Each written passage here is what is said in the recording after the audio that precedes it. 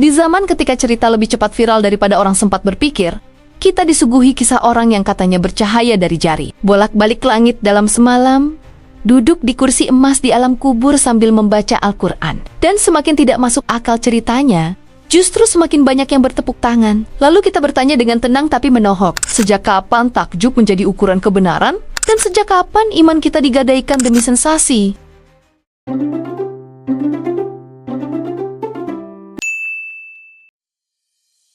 Mukjizat bukan milik sembarang orang.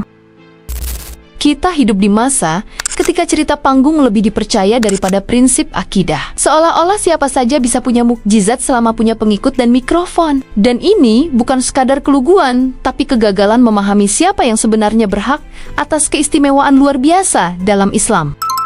Apa itu mukjizat? Dan siapa yang memilikinya? Mukjizat adalah kejadian luar biasa yang Allah berikan khusus kepada Nabi dan Rasul sebagai bukti kerasulan mereka. Bukan untuk hiburan publik, bukan untuk membangun citra, tetapi untuk menegakkan wahyu dan membungkam penentang. Mengapa mukjizat tidak bisa diwariskan atau dipelajari? Karena ia murni kehendak Allah dan selalu terikat pada misi kenabian. Nabi Musa membelah laut untuk menyelamatkan umatnya. Nabi Muhammad menerima Al-Quran sebagai petunjuk hidup. Semuanya jelas konteks dan tujuannya. Bagaimana jika ada cerita tentang seseorang yang kemampuannya terdengar melebihi kisah para nabi? Di titik itu, akal sehat dan iman harus bekerja. Karena dalam prinsip akidah, tidak mungkin manusia biasa melampaui derajat nabi dalam perkara keistimewaan. Kalau ini dibiarkan, maka pondasi keyakinan kita sendiri yang retak. Karomah atau panggung sensasi. Ironisnya, di zaman ini, kesaktian bisa berubah menjadi alat branding. Semakin aneh kisahnya, semakin kuat pengaruhnya. Lalu kita tepuk tangan tanpa sadar sedang membangun kultus yang pelan-pelan menggeser tauhid dari Allah ke figur. Apa itu karomah?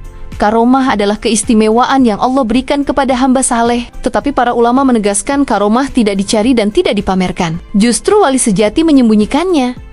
Karena takut ria dan takut manusia terjebak pada sosok bukan pada Tuhan.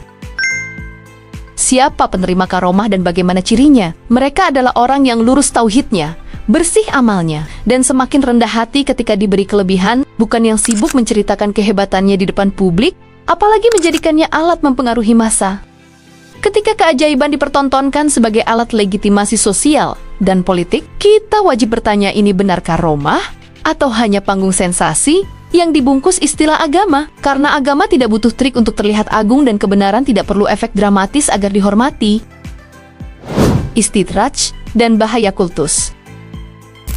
Kita sering mengira setiap hal luar biasa pasti tanda kemuliaan, padahal bisa saja itu ujian atau bahkan jebakan. Tetapi karena kita sudah terlanjur kagum, maka nalar kita memilih diam dan iman kita ikut terseret arus. Apa itu istidraj? Istidraj adalah kejadian luar biasa yang tampak seperti keajaiban, tetapi bukan tanda kedekatan kepada Allah, melainkan penangguhan sebelum kejatuhan. Jadi tidak semua yang terlihat hebat di mata manusia bernilai mulia di sisi Tuhan. Karena ketika kita mengkultuskan manusia berdasarkan cerita fantastis tanpa dalil yang jelas, kita sedang membuka pintu kesyirikan halus. Kita menaruh harapan dan kekaguman berlebihan pada makhluk, dan itu menggerus tauhid secara perlahan. Sikap kita harus tabayun, menimbang dengan Al-Quran, sunnah, dan akal sehat. Tidak langsung percaya hanya karena ramai dibicarakan. Karena iman yang matang bukan iman yang mudah terpukau, melainkan iman yang tahu mana dalil dan mana dongeng. Dan kalau hari ini kita tidak tegas menjaga standar kebenaran, maka besok kita akan kesulitan membedakan agama dari cerita panggung.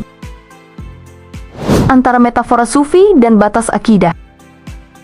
Kita sering mendengar kisah tentang seseorang yang ingin memadamkan api neraka atau membakar surga. Dan cerita seperti ini biasanya dikaitkan dengan Rabi'ah Al-Adawiyah yang dalam literatur tasawuf dikenal dengan ungkapan metaforis tentang cinta kepada Allah. Tetapi masalahnya bukan pada tokohnya, melainkan pada cara kita memahami ucapannya.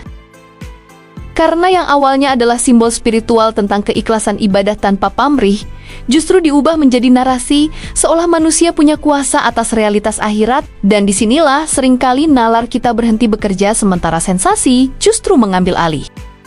Dalam akidah Islam batasnya jelas, Mukjizat hanya milik Nabi. Karomah tidak pernah melampaui derajat mukjizat, dan neraka adalah hak prerogatif Allah yang tidak tunduk pada kehendak manusia manapun. Sehingga ketika ada klaim harfiah tentang manusia bisa memadamkan api neraka, atau memiliki kemampuan yang terdengar lebih dahsyat daripada yang pernah disebut dalam dalil, maka itu bukan lagi wilayah tafsir mendalam, melainkan wilayah klaim yang wajib diuji dengan ilmu. Karena ukuran kemuliaan bukan pada cerita spektakuler, tetapi pada lurusnya tauhid dan bersihnya amal.